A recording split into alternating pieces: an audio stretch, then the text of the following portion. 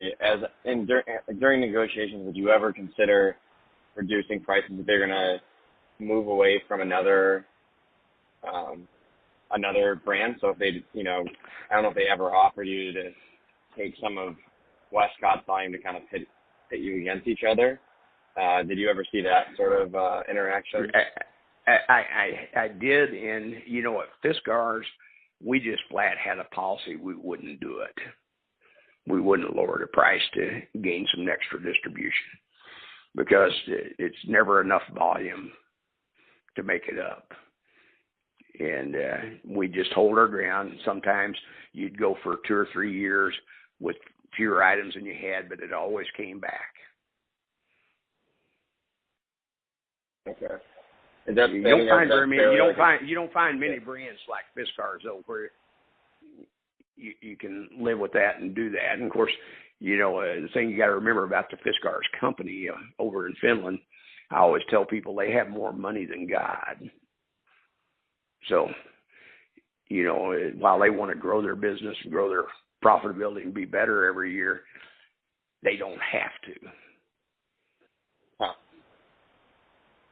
Interesting. Okay.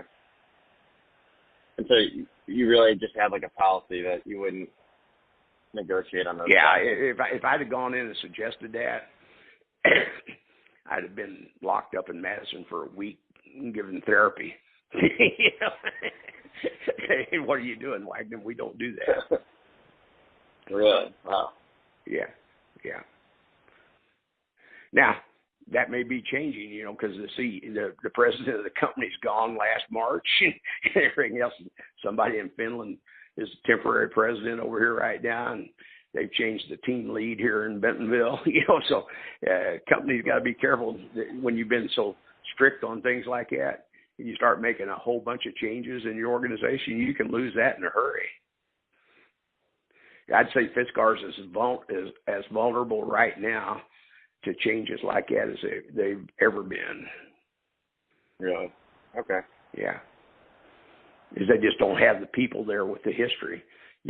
I left in March of 2017. My boss left last summer, and the president of the company left in March of 2018. Oh, wow. So all pretty recent. Yes. And the reason I mentioned the president, he was very active with us here at Walmart. He held a close personal relationship with Andy Barron at the executive VP level. Yeah. And I have a strong personal relationship with Terry Price at the senior VP level. In a past life before Fiskars, I knew Terry for 20 years, and we always did a lot of good things together. And then my boss actually managed the vice president level, and then we all teamed up on the buyers from that basis. And if you look at that now, there's nobody on this team that can get into any of those offices worth a hoot. Wow. Is it that same president, was he involved in some of the craft retailers like Michael's and Hobby Lobby? Oh, yeah, absolutely. Yeah. Michael's and Hobby Lobby. And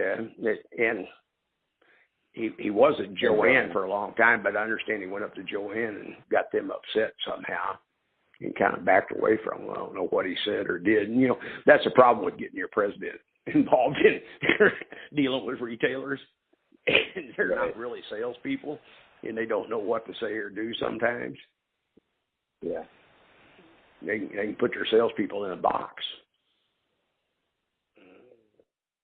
Huh. But and then, of course, for a while at Michael's, they had an ex-Walmart guy down there running that, and our president knew him very well. He had his strongest relationships with Walmart people over the years as he grew up, in the sales area himself.